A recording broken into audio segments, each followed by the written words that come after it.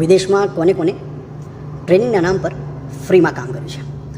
તો મિત્રો, જ્યારે આપણે વિદેશમાં કોઈ બી કન્ટ્રીમાં જઈએ ને, આપણે નવી કન્ટ્રીમાં જઈએ ત્યારે આપણને ત્યાંના એઝ અ એમ્પ્લોય આપણને રૂલ્સ રેગ્યુલેશન બહુ ખબર નથી હોતા, જેના કારણે લોકો આપણું ટ્રેનિંગના નામ પર શોષણ કરે છે.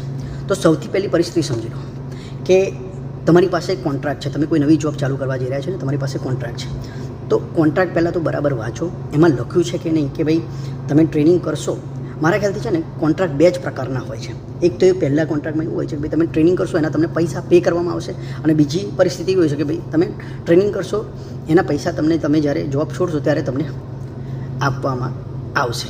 તો ચલો, કોન્ટ્રાક્ટમાં જે મેન્શન કર્યું છે એ રીતનું તમારો એમ્પ્લોયર એટલે કે તમારો બોસ બિહેવ કરે એ વ્યાજબી છે, એમાં કશો જ પ્રોબ્લેમ નથી. પણ જે લોકો તમને વર્બલી કહે છે કે ભાઈ તમે જ્યારે જોબ લેવા માટે જાઓ છો કે કોઈકના કોન્ટેક્ટ થ્રુ લાગો છો અને એ લોકો તમને વર્બલી કહે છે કે ભાઈ તું પહેલાં ટ્રેનિંગમાં આવી જા અને પછી તારું કામ ગમશે તો અમે તને રાખી લઈશું, અને એ લોકો તમને જ્યારે ટ્રેનિંગમાં બોલાવે છે ને કોન્ટ્રાક્ટ નથી આપતા ને, આ એ લોકોની વાત થઈ રહી છે. કારણ કે એ લોકો એઝ અ ષડયંત્ર જ આ કામ કરતા હોય છે. એમનું કામ કેવું હોય છે કે ભાઈ જે નવો મુર્ગો આવશે ને એને 1 વીક 10 દાડા છે ને ફ્રીમાં કામ કરાવીશું ને પછી કહી દઈશું કે કામ નથી ગમતું એટલે કાઢી મૂકશું ને એમાં તમારી પાસે વધારે ક્લિનિંગ જે બધું જે કોઈ કામ ના કરતું એવા જ કામ તમારી પાસે મોસ્ટલી આ લોકો કરાવતા હોય છે.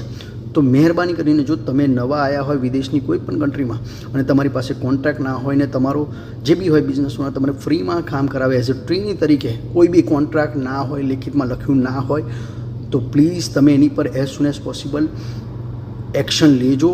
કારણ કે તમારો અધિકાર બને છે કે તમે જ્યારે કોઈની ત્યાં કામ કરો છો ત્યારે તમારે એને તમને પૈસા, તમારું વળતર તમને ચૂકવવું પડે છે. એ પૈસા કદાચ થોડા ઓછા હોઈ શકે પણ ઝીરો તો બિલકુલ હોય ના શકે. તો મિત્રો, તમારે ખાલી એટલું જ કરવાનું છે, જો તમે પણ રિસન્ટલી છેલ્લા 2-1 મહિનામાં આવી કોઈ ફ્રી ટ્રેનિંગના વિદેશમાં શિકાર બન્યા હોય, તમારે ખાલી કોમેન્ટમાં લખી દેવાનું છે ફ્રી ટ્રેનિંગ, એટલે હું તમને જે આગળના કાયદેસરના પગલાં છે એ તમને હું મોકલી આપીશ. ને પછી તમને લાગે કે તમારો કેસ સ્ટ્રોંગ છે તો તમે આગળ એમની પર કાર્યવાહી કરજો. પહેલાં એમને ટ્રાય કરજો ફોન કરીને પૂછવાનું કે ભાઈ મેં આટલી ટ્રેનિંગ કરી હતી, મને એના પૈસા આપો છો કે નહીં, પછી હું આગળની કાર્યવાહી કરું છું. પહેલાં આ રીતનો ટ્રાય કરજો, બરાબર? કોઈની પર એક્શન લેતા પહેલાં જો એ માની જાય, તમને પૈસા આપી દે તો તમારું કામ થઈ જશે